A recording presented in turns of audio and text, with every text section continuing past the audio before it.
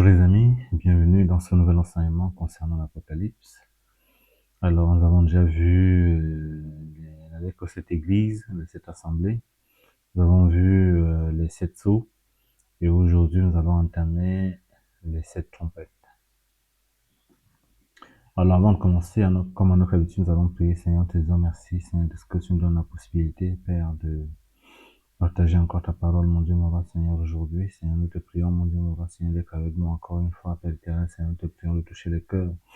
Mon Dieu, mon roi, Seigneur, nous te prions, Seigneur, de répandre ton onction dans cet enseignement, afin que ceux qui l'écouteront, mon Dieu, mon roi, Seigneur, soient touchés, soient transversés, Seigneur, par ton épée, par l'épée de ta parole, mon Dieu, mon roi, Seigneur, que les âmes comprennent, Seigneur, puissent enseigner aux autres, au nom de Yahushua Hamashiach. Amen. Alors, je l'indiquais, nous allons voir aujourd'hui les 7 trompettes. On va lire à partir du premier verset du chapitre 8. Le 7e psaume, c'est celui qui déclenche les 7 trompettes. Verset 1, chapitre 8. Et quand il ouvrit le 7e sceau, il se fit dans le ciel un silence d'environ une demi-heure. Je vis les 7 anges qui se tiennent debout devant Elohim, les 7 trompettes leur furent données, et un autre ange vint et se tint debout devant l'autel et un encenseur d'or, et on lui donna beaucoup d'encens afin qu'il fournisse les prières de tous les saints sur l'autel d'or qui est devant le trône. Et la fumée de l'encens monta avec les prières des saints de la main de l'ange devant Elohim. Et l'ange prit l'encensoir et le remplit du feu de l'autel et le jeta sur la terre, et il y eut des voix et des tonnerres et des éclairs et un tremblement de terre. Et les 7 anges qui ont les 7 trompettes se préparèrent à sonner de la trompette. Alors on va d'abord s'arrêter là avant de dire la suite des trompettes. Alors, on va pas s'arrêter longtemps. Juste une chose, c'est sur les 7 anges ici, les 7 anges qui se tiennent debout devant Elohim. Donc il y en a 7, en fait, c'est pas que des anges normaux, c'est des archanges ici qui se tiennent devant le Seigneur. On peut le lire dans Luc 1 au verset 19. Ça c'est Gabriel, l'archange Gabriel qui va maintenant, qui a été envoyé pour voir Daniel auparavant et qui est maintenant envoyé pour annoncer la naissance de Jean le Baptiste à son père Zacharie. Et ça c'est le contexte. Et l'ange lui dit: moi, je suis Gabriel, je me tiens en présence, je me tiens devant Dieu. J'ai été envoyé pour te parler et pour t'annoncer cette bonne nouvelle. Voilà, donc l'ange est obligé de se justifier parce que Zacharie doute un peu dans son cœur. Donc l'ange dit que je me tiens devant Dieu. Et donc, l'ange Gabriel, l'archange Gabriel aussi, on le voit dans Daniel 10. Il dit qu'il n'y a que Michael qui le secourt contre le démon comme le roi de Perse, qui était venu s'opposer à lui lorsque le Seigneur avait dépêché pour venir annoncer les choses qui devaient arriver à Daniel. Et donc, il dit qu'il n'y a que Michael qui le poursuit. Donc, on peut préciser que parmi les 7 anges, les 7 archanges qui se tiennent devant Dieu, il y a Michael et Gabriel. Michael étant le plus fort de tous. Alors, ils sont pas seuls parce que, en tant qu'archanges, ils ont forcément des anges qui sont sous leur service. Donc, Gabriel ne combattait pas seul lorsqu'il est venu donner des nouvelles à Daniel. Il ne combattait pas seul, il était avec beaucoup d'anges qui étaient en train de combattre au deuxième ciel. Là où Satan et ses anges se trouvent.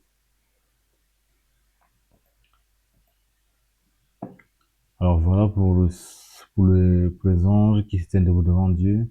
Et un ange vint et s'éteint debout devant l'autel et un encenseur dont il donna beaucoup d'encens afin qu'il fournisse les prières de tous les saints sur l'autel d'or qui est devant le trône.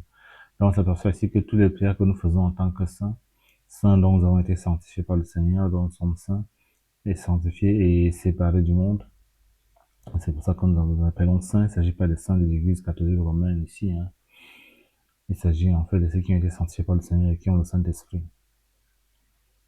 Donc, on s'aperçoit que en tant que saints, nous faisons des prières, tout ça monte au trône de Dieu et ces prières-là sont conservées pour être sacrifiées à ce moment précis, pour être fournies en encens à ce moment précis. Et la fumée de l'encens monta avec les prières des saints de la main de l'ange devant Elohim. Et l'ange prit l'encensoir et le remplit du feu de l'autel et le jeta sur la terre. Et il y eut des voix, des tonnerres, des tremblements de terre. Et les 7 anges qui sont les 7 trompettes se préparèrent à sonner. Première trompette, Le premier ange sonna la trompette et eut de la grêle et du feu mêlé de sang. Et cela a été jeté sur la terre. Le tiers des arbres fut brûlé et toute l'herbe verte aussi fut brûlée. Donc ça, c'est des écrits qui sont assez compliqués. Donc on va essayer de décortiquer terme par terme pour essayer de trouver en fait ce que le Seigneur essaie de nous dire ici. Le premier ange sonna la trompette. Il y eut de la grêle et du feu mêlé de sang. Cela a été jeté sur la terre. Alors il faut comprendre que ce n'est pas la première fois que cela se passe. Ça s'est passé lorsque le Seigneur frappait l'Égypte pour que Pharaon laisse partir les enfants d'Israël. Et ça, c'était la septième plaie, en fait, où le Seigneur a eu de la grêle et du feu mêlé de sang. Alors, c'était pas mêlé de sang, à ce moment-là, il y avait que de la grêle et du feu qui ont été jetés. Et ça a détruit toute la faune et toute la flore. Alors, on va aller lire dans... Nous sommes dans Exode au chapitre 9, verset 23-24. Avant de lire Exode, qu'on va lire après, on va d'abord dire que cette trompette, en fait, ne concerne que les enfants de Dieu. Pourquoi? Parce que, en lisant Apocalypse 9.4, on va aller voir. Apocalypse 9.4, on est ici sur la cinquième trompette. On va y revenir tout à l'heure, mais en lisant ici, on voit que le Seigneur, il leur fut dit de ne pas faire de mal à l'herbe de la terre, ni à aucune verdure, ni à aucun arbre, mais seulement aux enfants, mais seulement aux humains qui n'avaient pas la marque de l'Élim sur leur front. Donc on s'aperçoit qu'ici, ceux qui ont la marque de l'Élim sur leur front sont comparés à l'herbe de la terre, à la verdure, à aucun arbre. Et donc ici, c'est allé en parler avec Genèse 1, où on voit que le Seigneur va séparer le sec des eaux. On va le lire. Nous sommes dans Genèse au chapitre 1, au troisième jour de Genèse,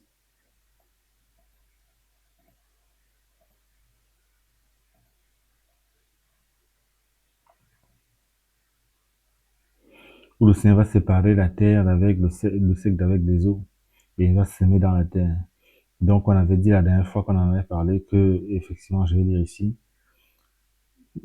Élohim dit que les eaux qui sont au-dessus du ciel se rassemblent en un seul lieu, que le sec apparaisse.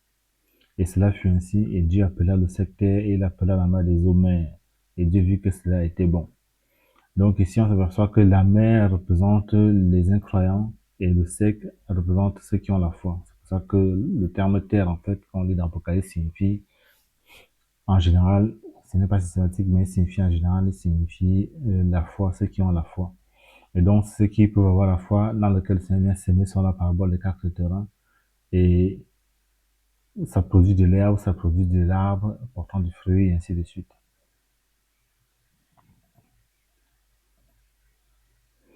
Voilà, donc ici, lorsque au verset 4 d'Apocalypse 9, on lit, il leur fut dit de ne pas faire de mal à l'herbe de la terre, ni à aucune verdure, ni à aucun arbre, mais seulement aux humains qui n'avaient pas la marque de l'Élim sur leur front. Donc, on comprend que ceux qui sont nommés la terre, ceux qui sont nommés la verdure, ceux qui sont nommés arbres sont ceux qui ont, eux, la marque de l'Élim sur leur front. Revenons donc ici. Dans le premier ange sonna la trompette, il y eut de la grêle et du feu mêlé de sang, cela a été jeté sur la terre, et le tiers des arbres fut brûlé, et toute l'herbe verte aussi fut brûlée. Donc ici, c'est les gens qui ont le Saint-Esprit, effectivement, les arbres et l'herbe verte aussi fut brûlée. Donc brûler ici, ça signifie quitter la foi, être poussé en apostasie, à cause des voix qui sont venues pour juger l'Église, en fait. C'est pour ça que ici, on voit que cette plaie ici, elle concerne uniquement l'Église. Et on voit qu'à cause de cette plaie-là, à cause de ce fléau-là, le tiers des arbres fut brûlé. Donc ça, les arbres, ça désigne les gens qui sont dans la foi et qui sont matures dans la foi. Et toute l'herbe verte désigne les gens qui sont encore immatures dans la foi. Toute l'herbe verte aussi fut brûlée. Et la grêle mêlée de sang, on en est question au verset dans Exode, on va lire plutôt dans Psaume 18, 14.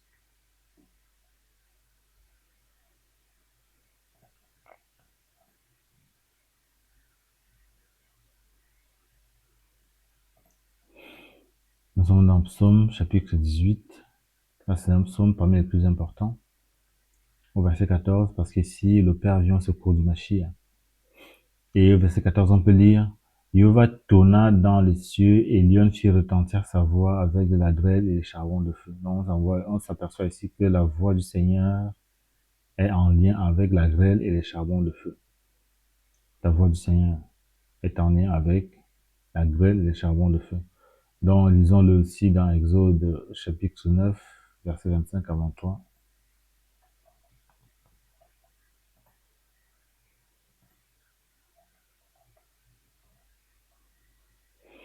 J'ai lu au chapitre 25. Ça, c'est la 7e plaie d'Égypte. La grêle frappa dans toute la terre d'Égypte tout ce qui est dans les champs, depuis les humains jusqu'aux bêtes. La grêle frappa aussi toutes les herbes des champs et brisa tous les arbres des champs. Ce fut seulement dans la région de Goshen où étaient les fils d'Israël qu'il n'y eut pas de grêle.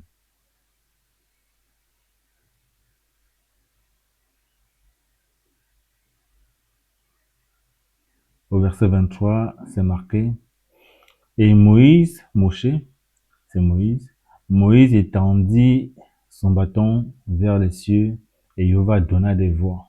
Donc on voit ici que la voix est encore liée ici à de la grêle et à du feu.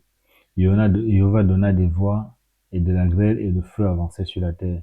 Jéhovah fit pleuvoir la grêle sur la terre d'Égypte. Donc on s'aperçoit, donc si on revient dans l'Apocalypse ici, que la voix, la grêle et le feu ici, c'est la voix de Dieu qui détruit. Effectivement.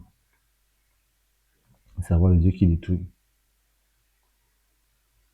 Et ici, c'est mêlé de sang. Le sang, quand il s'agit du Seigneur, le sang signifie la vie. Mais quand il s'agit de l'ennemi, ça signifie la mort. Donc ici, on voit que la voix de Dieu est mêlée au sang ici pour détruire effectivement. C'est ce qui va produire la mort le tiers des arbres, de toutes les herbes vertes en fait, qui vont donc être poussées en scandale. Deuxième trompette, au verset 8. Et le second ange sonna la trompette et quelque chose comme une grande montagne brûlante de feu fut jetée dans la mer. Et le tiers de la mer devint du sang, et le tiers des créatures dans la mer ayant des âmes mourut, et le tiers des navires fut détruit. Donc, on va aller pour décortiquer ici, terme par terme. Donc, on s'aperçoit que la grande montagne brûlante de feu, qu'est-ce que c'est? Il y a des questions plutôt dans la Bible, hein, on va le lire. Nous sommes dans Jérémie. On va d'abord lire dans Luc, chapitre 4, verset 5.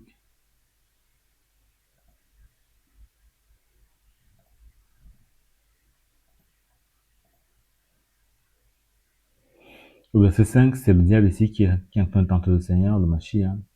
Et j'ai dit, et le diable ayant emmené sur une haute montagne, lui montra un instant tout le royaume de la terre habité. Donc ici, la montagne qu'il a montré ici, c'est la montagne, le royaume de Satan sur la terre. Donc il proposait en fait au Mashiach de devenir son anti-Mashiach. Donc le Mashiach disait tu ne t'entends pas le Seigneur ton Dieu à la fin. Mais ici, le diable l'a amené dans cette haute montagne-là. Et cette haute montagne-là, Jérémie nous en parle dans Jérémie au chapitre 51, verset 25.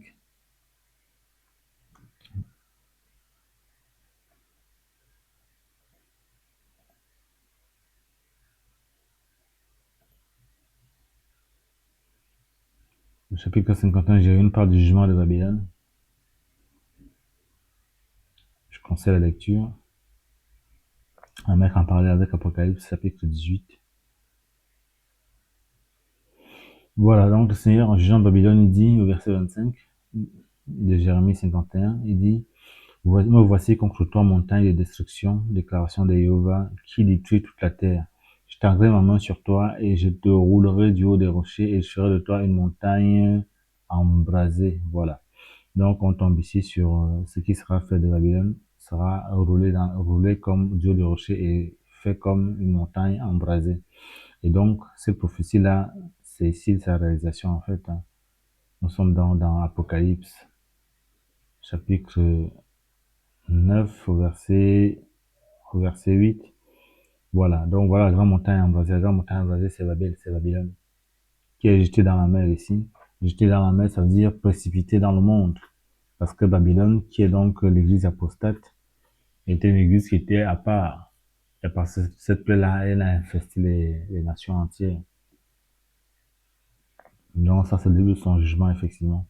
Et le tiers des créatures ayant des âmes dans la mer mourut, le tiers des navires fut détruit. Alors, le tiers des créatures dans la mer, qu'est-ce que c'est? On va les lire.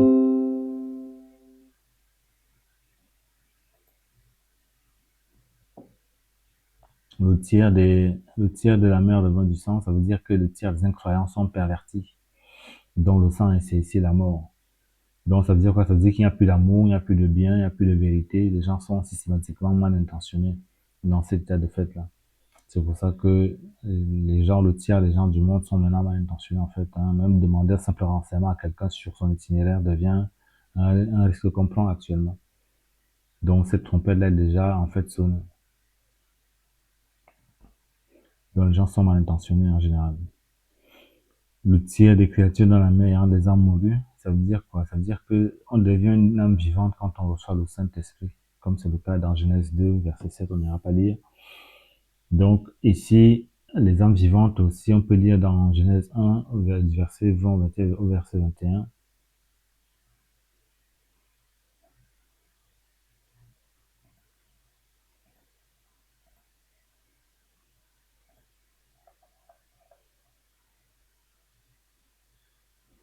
Donc, c'est le cinquième jour ici.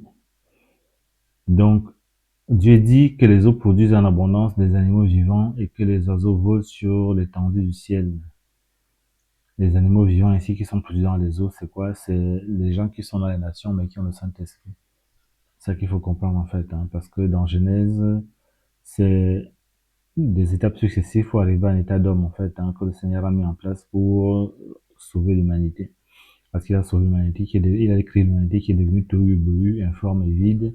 Ensuite, il a mis en place des étapes successives pour que le Seigneur puisse maintenant faire repasser l'homme dans un état d'être humain qu'il avait créé Adam au départ.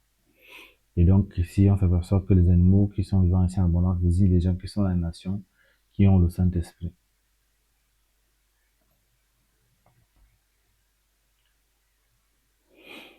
Voilà, donc il s'agit des personnes qui sont dans le monde qui ont le Saint-Esprit également. Donc, ici, on voit dans le verset 9 que le tiers des créatures qui sont dans la mer les a mourus, le tiers des navires fut détruit. Le tiers des navires, c'est quoi les navires? C'est des entreprises qui sont liées à la foi sur la terre. Donc, ça représente des ministères, effectivement. Ça représente des ministères qui sont détruits. On peut le lire on va lire plusieurs passages. Il y a Matthieu 14, verset 34 à 31, et à Marc 4, verset 35 à 39. Mais nous allons lire Jean 21, verset 3 à 8.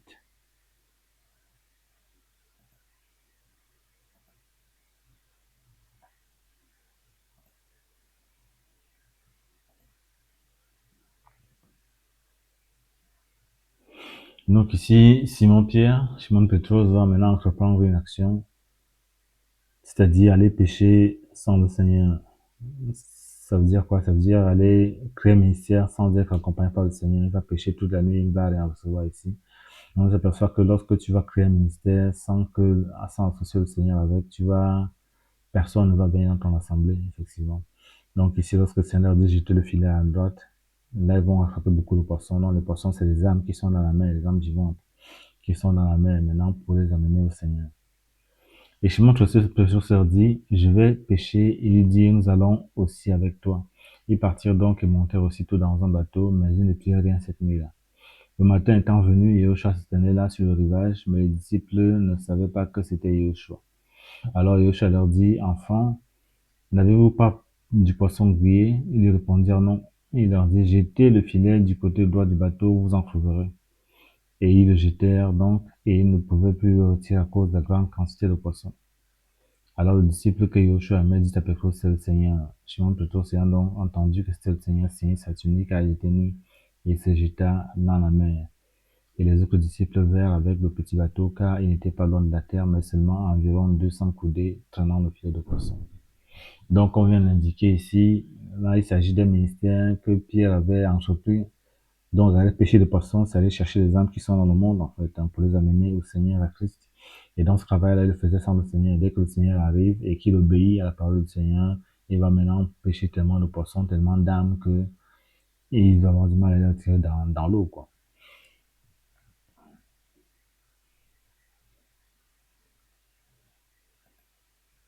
Donc, voilà ce qu'il en est de la deuxième trompette. La troisième trompette, au verset 10. Le troisième ange sonna la trompette, il tomba du ciel une grande étoile brûlant comme une lampe. Elle tomba sur le tiers des fleuves et sur les sources des eaux. Et le nom de l'étoile était absinthe, et le tiers des eaux fut changé en absinthe, et beaucoup d'humains moururent par les eaux parce qu'elle s'est devenue amère. Donc ici, la grande étoile brûlante comme une lampe qui est tombée ici, c'est un démon, c'est une entité démoniaque qui est dans le deuxième ciel, dans le ciel astral, là où Satan siège avec ses principaux démons. Ceux qui sont sur la terre, c'est les petits démons en général, hein, sauf ceux qui ont été convoqués par les satanistes, qui sont capables d'invoquer les démons pour qu'ils viennent ici sur terre. Mais sinon, leur lieu de résidence initiale, c'est bien le deuxième ciel, c'est le ciel astral. Là, il y a les planètes, les systèmes solaires et tout l'univers, c'est là-bas qu'il règne. Donc ici, un grand démon va donc tomber, brûlant comme une lampe. Elle tomba sur le tiers des fleuves et sur les sources des eaux. Alors les fleuves et les sources des eaux, qu'est-ce que c'est? On va aller lire. Les fleuves et les sources des eaux, c'est les connaissances spirituelles. On peut le lire dans Josué 15, verset 19.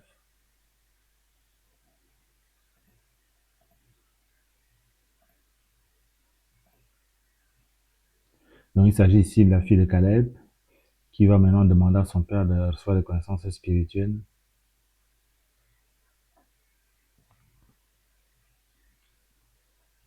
On peut lire à partir du verset 18. Il arriva que comme elle s'en allait, elle incitait à demander à son père un champ, puis elle descendit impétueusement de dessus son âne, et Caleb lui dit, qu'as-tu? Elle dit, donne-moi en présent, puisque tu m'as donné une terre dans le sud. Donne-moi aussi des sources d'eau. Et il lui donna les sources supérieures et les sources inférieures. Donc, il s'agit ici des connaissances spirituelles que Caleb avait. Donc, en tant qu'élite d'Israël, il avait bien sûr des connaissances spirituelles. Et donc, il les donne ici à sa fille. On peut lire également dans Ésaïe chapitre 12 au verset 3.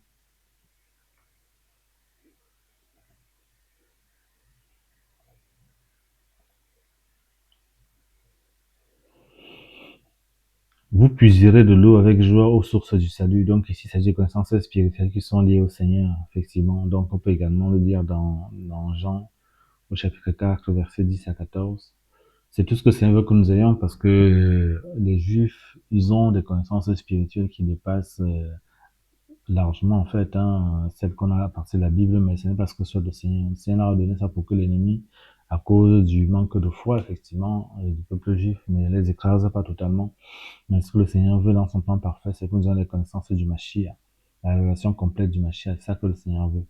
Effectivement, c'est ça qui fait de nous, c'est les sources de vie, les sources qui donnent la vie éternelle, qu'on va lire dans Jean, au chapitre 4, ici, versets 10 à 14.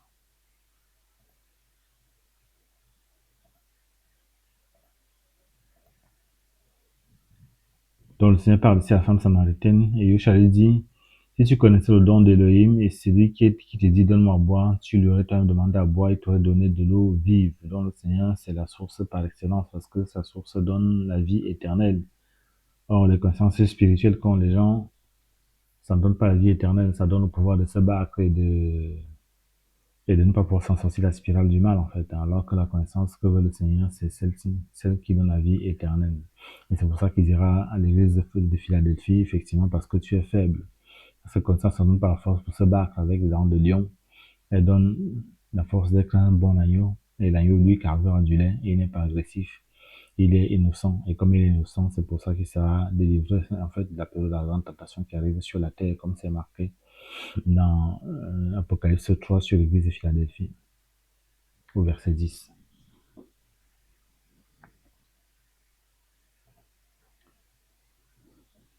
Voilà pour la troisième trompette. Verset 12, quatrième trompette. Et le quatrième ange sonna la trompette, et le tiers du soleil fut frappé, le tiers de la lune et le tiers des étoiles, afin que le tiers en soit obscurci et que le tiers du jour ne brille pas, et la nuit de même. Donc ici, le soleil représente le Seigneur, la lune représente l'Église et les étoiles représentent les enfants de Dieu. On peut le lire nous allons le lire dans 1 Corinthiens 15, 41.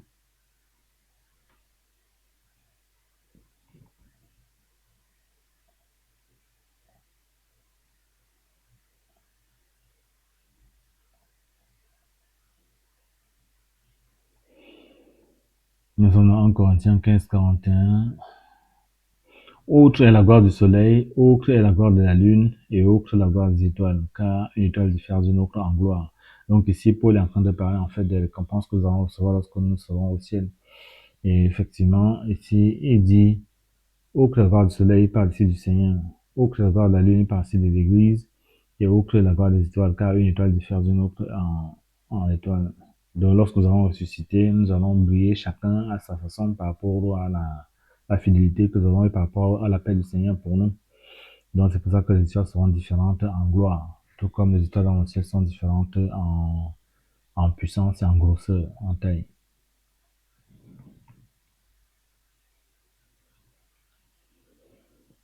Voilà, donc qui soit frappé d'un tiers signifie que la foi diminuera d'un tiers, effectivement. Donc lorsqu'on dit que le soleil, la lune et les étoiles seront frappées pour qu'elles ne brillent plus d'un tiers, ça veut dire que la foi sur la terre va diminuer d'un tiers. Donc on peut lire rapidement en Luc 18, 8.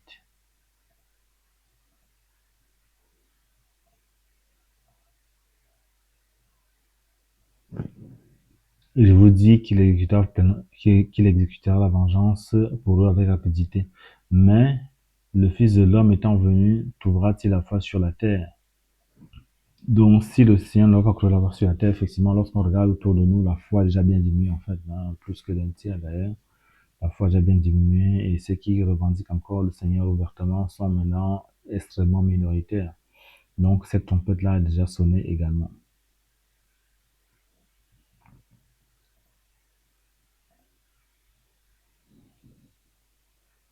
Verset 13 c'est marqué, et je regardais, j'entendis un ange volant au zénith et disant à grande voix, malheur, malheur à ceux qui habitent la terre à cause des voix de la trompette, des 3 anges qui sont sur le point de sonner la trompette.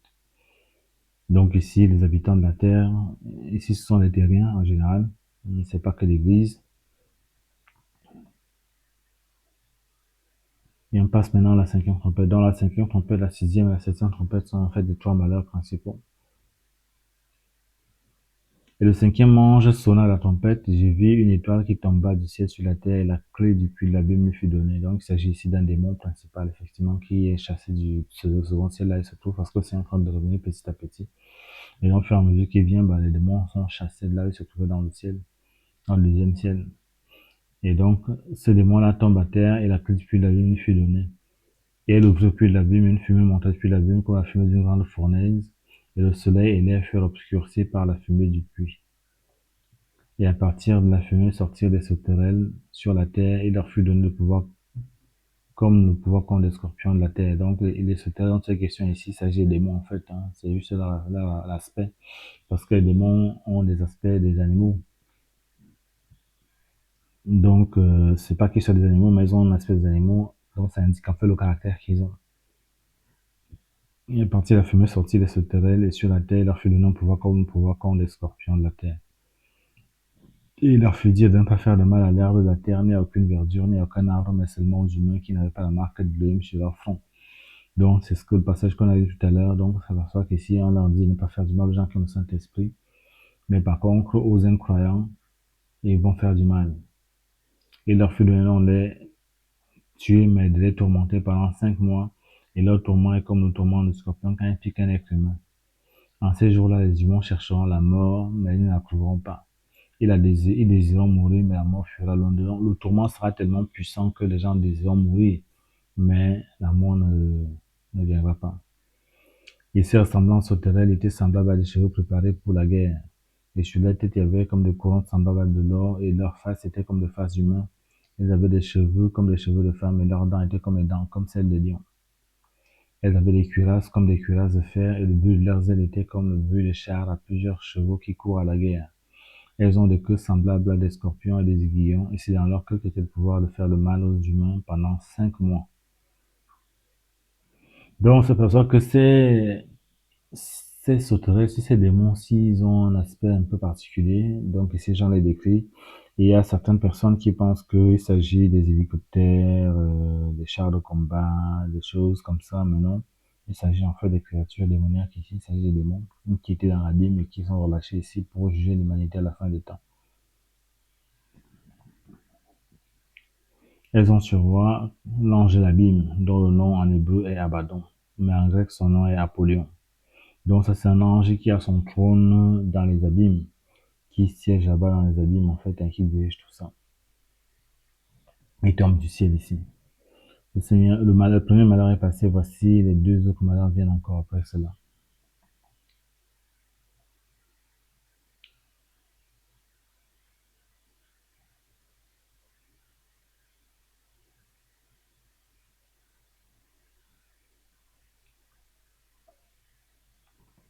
Je lis au verset 13, c'est marqué, et le sixième ange sonna de sa trompette, et j'entendis une voix issue des quatre cornes de l'autel d'or qui est devant Elohim, disant au sixième ange qui avait la trompette, délie les quatre anges qui sont liés sur le grand fleuve de fret. Donc, on s'aperçoit qu'il y a quatre démons qui sont tellement puissants qu'ils ont été liés par le Saint-Esprit. Ici, le fret, c'est le Saint-Esprit. Ils ont été liés par le Saint-Esprit pour qu'ils ne touchent à personne. Ils sont tellement puissants qu'ils vont tuer le tiers de l'humanité ici. Donc, ça, c'est une tempête qui est terrible, en fait. Hein. Et on s'aperçoit que le Seigneur est bon parce qu'il y a des démons qui sont enchaînés. Parce qu'ils sont tellement puissants qu'ils auraient tué tout le monde, en fait. Et ainsi, le Seigneur les aurait laissé faire. Alors furent délits les quatre anges qui étaient préparés pour l'heure, le jour, le mois, l'année, afin qu'ils tuent le tiers des humains. Et le nombre des armées de la cavalerie était de 2 milliards de milliards. Alors, milliards ici, c'est en grec myrias, qui fait 10 000. Donc, quand on parle de 2 milliards de milliards, ça fait 1 milliard, ça fait 10 000. 1 milliard de milliards, ça fait 100 millions. Et 2 milliards de milliards, ça fait 200 millions. Donc, ça fait 200 millions, en fait, hein, de cavaliers et de chevaux. J'entendis le nombre. C'est ainsi que je vis les chevaux dans la vision. Ceux qui étaient montés dessus, ayant des cuirasses de feu, d'hyacinthe et de soufre. Et les têtes des chevaux étaient comme les têtes de lions, et à partir de leur bouche, ils seront du feu, de la fumée et du soufre. Par ces trois choses, le tiers des humains fut tué par le feu, la fumée et le soufre qui sortent de leur bouche. Car leur pouvoir est dans leur bouche et dans leur queue. Car leurs queues sont semblables à des serpents ayant des têtes, et c'est avec elles qu'ils font du mal. Les autres humains qui ne furent pas tués par ces fléaux ne se repentirent pas de leurs œuvres de leurs mains pour ne plus adorer les démons et les idoles d'or et d'argent, de cuivre et de pierre de bois qui ne peuvent ni voir, ni entendre, ni marcher. Et ils ne se repentirent pas de leur meurtre, ni de leur sorcellerie, ni de leur relation sexuelle illicite, ni de leur vol. La relation sexuelle illicite ici, c'est l'immoralité sexuelle, hein, c'est ça qu'il faut comprendre. Donc, c'est perçu aussi que voilà ce que pratiquent beaucoup de gens à la fin des temps, en fait, hein, c'est l'immoralité sexuelle, c'est l'idolâtrie, le culte des démons et la sorcellerie. Et pratique également le vol. C'est ce que le Seigneur reproche et il ne se reprend pas de ce mal, hein, malgré que le tiers des humains sera tué par ce fléau aussi. Les humains vont continuer leur péché comme auparavant. Au chapitre 10, on va lire. Et j'ai vu un autre ange puissant descendant du ciel, revêtu d'une nuée et d'un arc-en-ciel, et un arc-en-ciel sur sa tête, sur la tête, et sa face comme le soleil, et les pieds comme les colonnes de feu. Donc cet ange-ci, ce n'est pas un ange comme un autre, en fait. On s'aperçoit ici que cet ange-là, on va lire jusqu'au verset 2. Il avait dans sa main un petit livre ouvert et il posa son pied droit sur la mer, son pied gauche sur la terre. Donc il pose ici son pied gauche sur la terre, donc c'est lui qui domine sur la terre, donc sur l'église, et son pied droit sur la mer, c'est celui qui domine sur la mer, donc sur le monde, sur les incroyants. Donc ce n'est pas un ange comme un autre. On s'aperçoit ici que il a ses pieds comme des colonnes de feu, donc c'est la description qu'on a fait du Seigneur dans le chapitre 1 d'Apocalypse, hein, où on le voit avec les pieds comme des colonnes d'airain. Donc ici, c'est le Seigneur qui domine sur les croyants, sur les incroyants, et qui vient pour juger parce que ses pieds sont des pieds en airain. Il juge les croyants et il juge aussi les incroyants. Il commence à avoir le jugement par les croyants.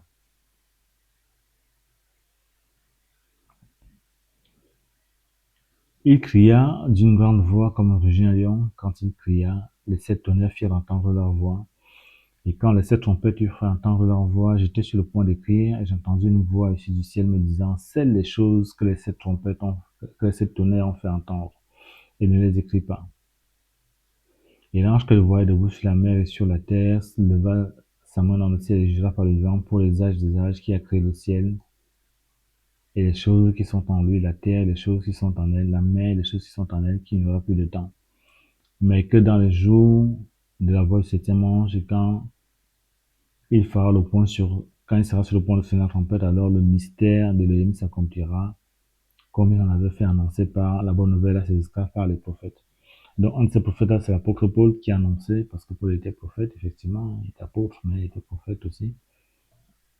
Il a parlé de ces mystères-là dans 1 Corinthiens 15 au verset 51. On va lire tout à l'heure, lorsqu'on va arriver à la septième trompette, où il annonce en fait l'enlèvement. Donc ici, on voit que l'enlèvement est lié en fait à la septième trompette. Paul dit à la dernière trompette. Donc, il s'agit de la septième. On va lire tout à l'heure. La voix que j'avais entendue ici du ciel parla de nouveau avec moi, dit, va et prends le livre ouvert qui est dans la main de l'ange qui se tient debout devant la mer et sur la terre. J'allais vers l'ange en lui disant, donne-moi le petit livre. Et il me dit, prends-le et dévore-le. Il rendra ton ventre amer, mais il sera doux dans ta bouche comme du miel. Et je pris le petit livre dans la main de l'ange et je le dévorai et il fut dans ma bouche doux comme du miel. Et quand je l'ai mangé, mon ventre est devenu amer. Alors, c'est comme ça, lorsqu'on est prophète, en fait, on reçoit la parole de Dieu, les oracles du Seigneur, elles sont excellentes. Donc, c'est doux dans la bouche comme du miel. Mais par contre, ça produit de l'amertume dans nos cœurs. Pourquoi? Parce que ça accompagne les persécutions. Satan persécute particulièrement ceux qui reçoivent les oracles du Seigneur en tant que prophète. Donc, c'est un ministère qui est particulier à cause de cela et il souffre beaucoup. Et beaucoup d'entre eux meurent souvent, pas de vieillesse, mais avant, en martyr. Donc, c'est pour ça que c'était amer dans le ventre. Et il me dit, il faut que tu prophétises de nouveau sur beaucoup de peuples, de nations, de langues et de rois. Là, on passe au chapitre 11.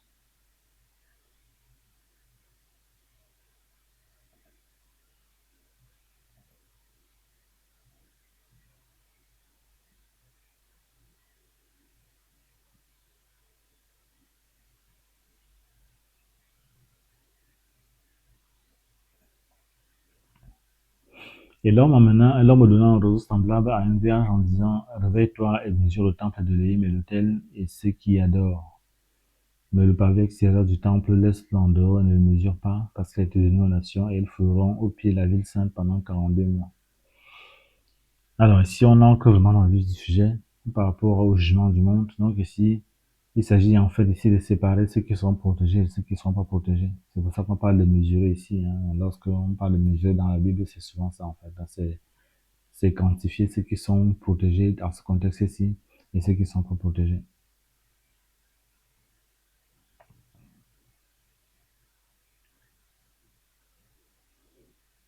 Et je donnerai à mes deux témoins de prophétiser pendant 1260 jours revêtus de sacs. Donc ici, on a vu au début de cet enseignement que effectivement, le jour du Seigneur, c'est la semaine de Daniel. Le jour du Seigneur qui est le jugement du Seigneur ici. Il juge d'abord l'Église, ensuite il juge les nations. Ça correspond à la 70e semaine de Daniel. Et donc, c'est dans son 70e là, il est question de ces chiffres-là, en fait, il est question de 42 mois et de 1260 jours. Donc, on va les lire ici. Donc, ça, c'est la 70e semaine de Daniel. Donc, les 1260 jours correspondent à la première moitié, en fait, de cette semaine, au premier 3 ans et demi. Et la deuxième moitié, c'est 42 mois, soit 3 ans et demi également. Donc, ça correspond exactement à la même chose, en fait. C'est la moitié de la deuxième semaine, la moitié de la semaine, pardon, la deuxième moitié de la semaine, qui correspond à 42 mois. Donc, lorsqu'on a la parole de Dieu, on voit 42 mois de persécution, c'est lié, en fait, à la grande tribulation. Et lorsqu'on voit 1260 jours, c'est d'abord lié, en fait, à cette période-ci. La première semaine de la moitié de Daniel, où l'église sera donc enlevée à la moitié de cette semaine-là, à la dernière trompette, à la 16e trompette.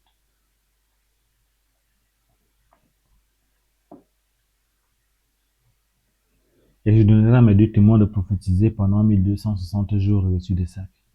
Ceux-ci sont les deux oliviers et les deux chandeliers qui se tiennent debout en présence de l'hymne de la terre. Donc ici, Zacharie en parle également de ces deux oliviers, de ces deux personnes-là dans Zacharie 4, versets 11 à 14, nous allons lire.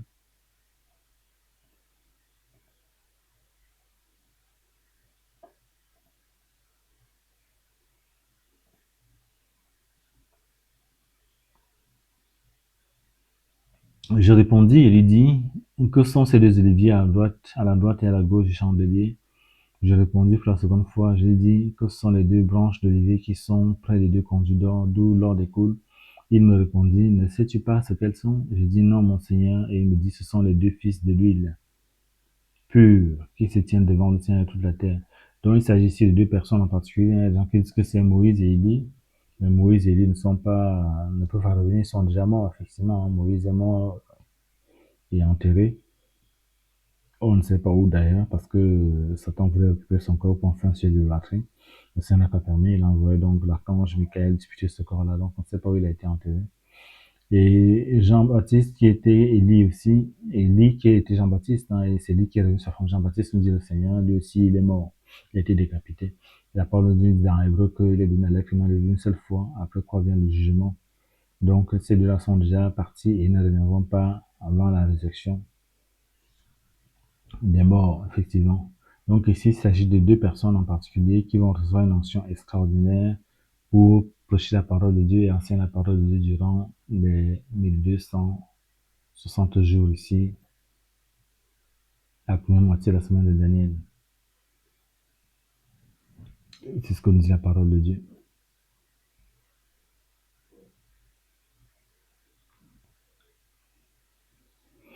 Ils vont prêcher, ils vont prophétiser pendant 1260 jours, revêtus de sacs.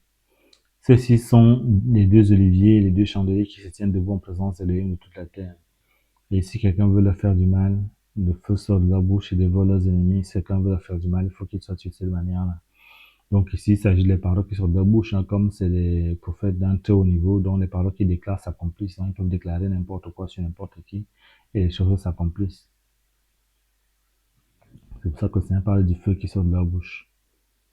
Ceux-ci ont le pouvoir de fermer le ciel afin qu'ils tombent par la pluie pendant les jours de leur prophétie. Ils ont aussi le pouvoir de changer les eaux en sang et de frapper la terre de toutes sortes de plaies, toutes les fois qu'ils le voudront. Donc ici, ils ont le pouvoir de fermer le ciel. Donc ça, c'est Élie, ça qui a fermé le ciel pendant 3 ans et demi en Israël. C'est le pouvoir d'Élie. Donc c'est une onction qui est similaire à celle d'Élie et celle de Moïse, celle de Moshe, effectivement. Mais ce n'est pas Élie et Moïse, en fait, hein. C'est juste les enfants qui nous ont reçus. Parce que le Seigneur, lorsque un être humain fait une percée, comme l'a fait Moïse, comme l'a fait Élie, et atteint un certain niveau d'onction, le Seigneur garde cette onction-là pour donner à celui qui est digne de la recevoir plus tard. Donc c'est le cas pour Moïse, c'est le cas pour Élie, effectivement, c'est le cas pour tous les enfants de Dieu qui ont fait des percées, qui ont une onction extraordinaire. On s'aperçoit que Élisée, qui avait reçu 2 fois l'onction d'Élie, ben lui, quand il est mort, il y avait personne en fait pour occuper cette onction-là. Hein. Géasi s'était mal comporté, il n'a rien reçu. Et donc, on s'aperçoit que lorsqu'on a jeté un cadavre sur ses os, il y avait encore l'onction dans ses os et le cadavre a ressuscité. Donc, c'est pour ça que le Seigneur ne reprend pas l'onction qu'il donne à ses serviteurs. En fait, il le garde pour donner à quelqu'un d'autre qui est digne de la recevoir. Donc, il faut pouvoir fermer le ciel comme Élie qui a fermé le ciel pendant 3 ans et demi pour qu'il ne pleuve pas du temps d'Akab et qu'il ne tombe pas de pluie pendant les jours de leur prophétie. Ils ont aussi le pouvoir de changer les eaux en sang. Donc, ça, c'est Moshe qui l'a fait, on l'a dit tout à l'heure. Ils ont le pouvoir de changer les eaux en sang et de frapper la terre de toutes sortes de plaies toutes les fois qu'ils le voudront. Donc ici, les eaux, c'est les nations, les incroyants, et la terre, c'est les croyants ici. Donc ils ont le pouvoir d'agir sur les incroyants et sur les croyants. Ils ont le pouvoir sur tout le monde. Et quand ils auront achevé leur témoignage, la bête qui monte à partir de l'abîme la fera la guerre, et les vaincra et les tuera. Donc la bête qui monte à partir de l'abîme, ce n'est pas l'antimachia ici, comme ça a été marqué dans les commentaires, c'est parce que l'antimachia, c'est la bête à les cornes d'agneau qui elle monte de la terre. C'est quelqu'un qui monte de l'univers et à la foi. Oui, à la fois, il monte. C'est un juif, en fait, hein, c'est un croyant. Il croit en Dieu, bien évidemment. Même si il se meurt de celui qui s'appelle Dieu, comme le dit l'apôtre Paul. Mais il croit en Dieu, donc il monte de la terre, il monte pas de la mer. Donc, c'est dit, cette bête, il monte de l'abîme, donc, c'est la bête, d'Apocalypse 13, la première. C'est celle-ci, la bête à 7 têtes et 10 cornes. Donc, ça, c'est le système diabolique de Satan sur la terre, en fait, hein.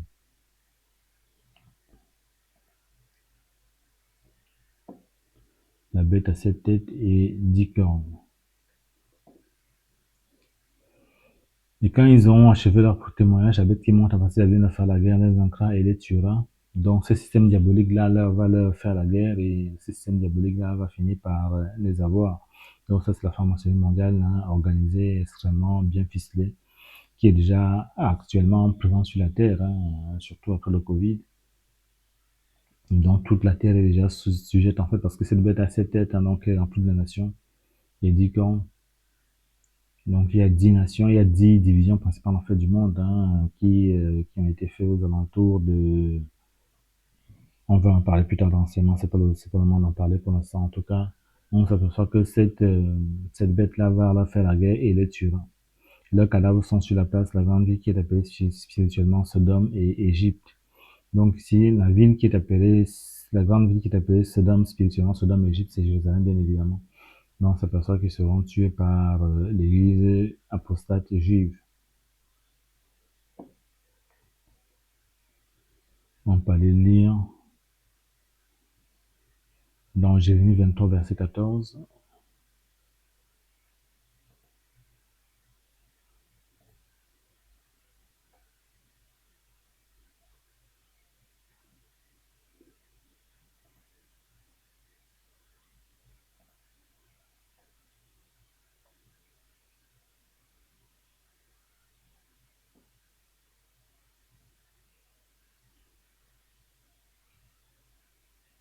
Verset 14, pardon. C'est marqué. Mais j'ai vu des choses horribles chez les prophètes de Jérusalem donc. Ils commettent des adultères, ils marchent dans le mensonge, ils fortifient les mains de ceux qui font le mal, afin qu'aucun ne se détourne de sa méchanceté. Eux tous sont devenus pour moi comme Sodome et ses habitants comme Gomorre. Donc ici, on se voit que Jérusalem ici est comparé à Sodome et Gomorre. Donc c'est ce que ça veut dire dans le sens prophétique, effectivement. Lorsqu'il dit, il parle d'Égypte également, c'est à cause de l'idolâtrie qui s'y fait. Donc les péchés qui sont pratiqués par cette partie de Jérusalem-là sont identiques à ce que commettait l'Égypte, à ce que commettait Sodome et Gomorre. C'est pour ça qu'ils appellent dans le sens spirituel Sodome et Gomorre. Là même où notre Seigneur a été crucifié. Donc le Seigneur a été crucifié au mont Golgotha à Jérusalem. Et ceux d'entre les peuples, des tribus, des langues, des nations verront leurs cadavres pendant 3 jours et demi. Ils ne permettront pas que leurs cadavres soient mis dans le sépulcre. Donc lorsque ces témoins seront tués, on ne permettra pas que leurs cadavres soient enterrés. Et les habitants de la terre se réjouiront à leur sujet. Ils seront dans l'allégresse, ils s'enverront des présents les uns les autres parce que ces deux prophètes ont tourmenté les habitants de la terre. Mais après ces 3 jours et demi, l'esprit de vie issu d'Élohim vint sur eux, et ils se tinrent debout devant sur leurs pieds, et une grande crainte saisit ceux qui les virent. Donc ces deux témoins vont ressusciter au bout de 3 jours et demi, où leur corps a été abandonné à Jérusalem. Donc les deux vont ressusciter. Et en ressuscitant ainsi, ils entendirent une grande voix du ciel leur disant, montez ici, et montèrent vers le ciel dans la nuée, et leurs ennemis les virent. Et à cette même heure, il y eut un grand tremblement de terre. Lorsque dans l'Apocalypse, on parle de tremblement de terre, c'est la persécution de l'Église, effectivement. Donc Satan va engager une grande persécution de l'Église lorsque ces deux vont monter parce qu'il va s'apercevoir et il sera en rage à cause de cela. Il va y avoir une grande persécution de l'Église. Et la 10e partie de la ville tomba. La 10e partie de la ville, il faut commencer que c'est un 10e de croyants qui vont tomber, donc c'est-à-dire qui vont basculer dans l'apostasie. Et 7 000 d'humains furent tués par ce tremblement de terre. Et les autres furent terrifiés et donnèrent gloire à l'Élohim du ciel. Le second malheur est passé, voici le troisième malheur vient promptement.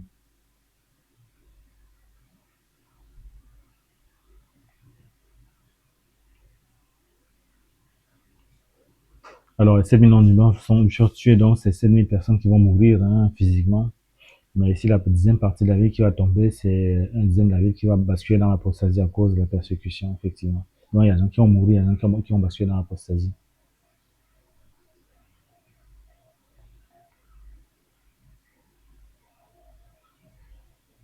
Le 7e ange sonna la trompette, et eut dans le ciel de grandes voix disant, les royaumes du monde sont devenus ceux de notre Seigneur et de son Mashiach. Il régna pour les âges et des âges. Les 24 anciens qui sont assis devant Elohim, sur leur trône tombèrent sur leur face et adorèrent Elohim en disant, nous tendons vers Seigneur, Elohim, le Tout-Puissant, celui qui est, qui était et qui vient, parce que tu as pris en main par ta grande puissance et que tu as exercé ton règne. Les nations se sont fâchées, mais ta colère est venue. C'est aussi le temps de juger les morts et de donner le salaire à tes esclaves de prophètes et aux saints. Donc, on s'aperçoit ici que ici, la 7e trompette, c'est le temps pour juger les morts et donner le salaire à les esclaves et prophètes et aux saints.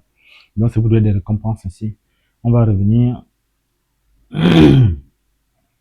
dans 1 Corinthiens 15, 51. On est à la 7e trompette, n'oublions pas, nous sommes à la 7e trompette. Et dans 1 Corinthiens 15, 51, c'est marqué,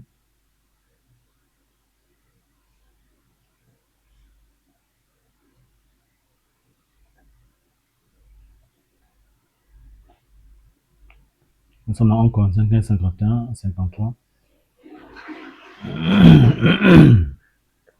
Voici, je vous dis un mystère. Nous ne nous endormirons pas tous en effet, mais nous serons tous changés.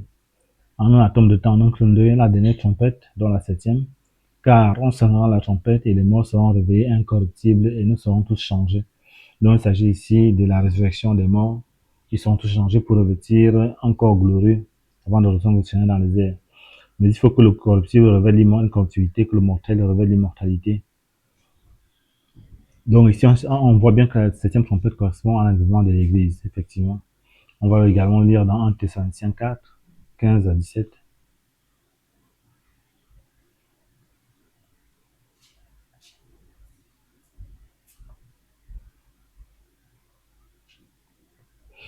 Car nous nous disons ceci par la parole du Seigneur, c'est que nous, les vivants, restés pour la parole du Seigneur, nous ne posséderons jamais ceux qui sont endormis. Parce que le Seigneur lui-même a un cri de commandement, donc ici la septième trompette, un cri de commandement, avec une voix d'archange, donc il y a un archange, l'un des 7 anges qui sont dans le Seigneur, le septième, avec la trompette de l'Éhim, la septième trompette, descendra du ciel, le Seigneur va descendre du ciel et les morts, la Machia ressusciteront premièrement, ensuite nous les vivants restés, nous serons enlevés ensemble avec eux dans les nuits à la rencontre du Seigneur dans les airs. Et ainsi, nous serons toujours avec le Seigneur. C'est pourquoi consolez-vous les uns les autres par ces paroles. Donc, il s'agit ici de l'enlèvement également, à la septième trompette. On peut également lire dans Apocalypse 3:10.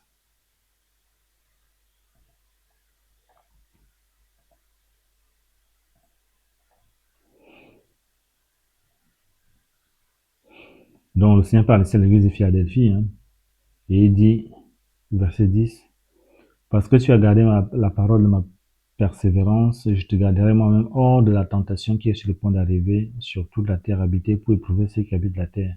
Donc la grande tribulation, rappelez-vous dans le schéma de la 70e semaine de Daniel, l'enlèvement a lieu ici la moitié de la semaine et après va commencer la grande tribulation qui va durer 3 ans et demi. La grande tribulation qui aura tellement de problèmes que ce niveau de persécution n'était jamais arrivé depuis que le monde est créé, nous dit la parole de Dieu. On peut lire ça également dans Luc 17, verset 34-36.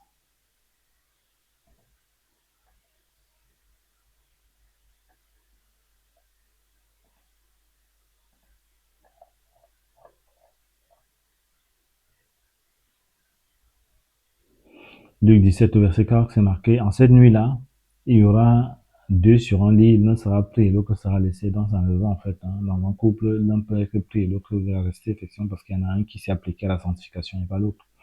Seuls ceux qui sont dans la sanctification et dans l'obéissance à la parole de Dieu pourront partir. Elles seront 2 en train de mourir ensemble, l'une sera prise et l'autre laissée. Elles seront 2 au champ, l'un sera pris et l'autre laissé. Donc, chacun dans son ministère, les champs c'est le ministère ici. L'un sera pris et l'autre laissé. Pourquoi? Parce qu'il y en a un qui aura négligé la sanctification.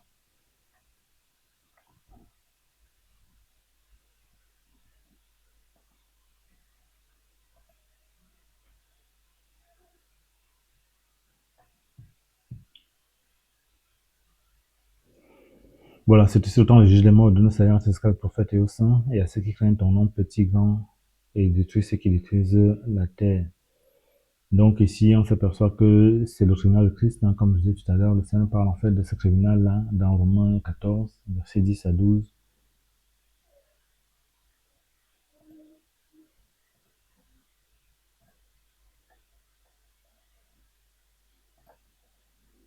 Romains 14, versets 10 à 12, c'est marqué. Mais toi, pourquoi juges-tu ton frère? Ou toi aussi, pourquoi méprises-tu ton frère? Car nous présenterons tous au tribunal du Mashiach. Car il est écrit, moi je vis, dit le Seigneur, tout genou fléchira devant moi et toute langue s'élèvera à Elohim. Ainsi donc, chacun de nous rendra compte à Elohim pour lui-même. Donc nous allons être au tribunal du Messie, où ce n'est pas un tribunal qui décide qui est sauvé, qui ne l'est pas. Ceux qui y sont forcément sauvés pour de bon. Mais en revanche, les courants sont adressés aux uns et aux autres en fonction de l'obéissance qu'ils ont eu à la parole du Seigneur, en fonction de leur vie sur la terre, les choses qu'ils ont faites, et à quel point ils ont obéi, et à quel point ils ont été bons dans les appels auxquels Dieu les a appelés. Donc, on va lire un deuxième passage dans 2 Corinthiens 5 au verset 10.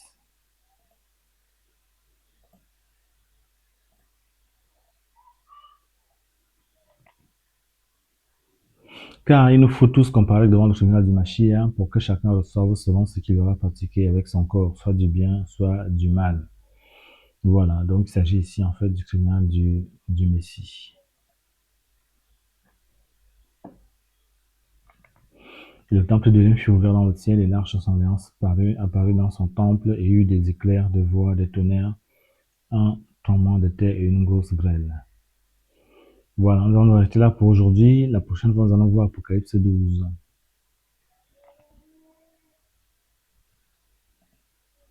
On va finir par une prière. Seigneur, te disons merci pour cet enseignement que tu nous as donné. Seigneur, nous te prions, mon Dieu, mon Seigneur, d'ouvrir l'intelligence des uns et des autres, mon Dieu, mon Seigneur, ceux qui cherchent ta parole de vérité, Seigneur, ceux qui cherchent à découvrir.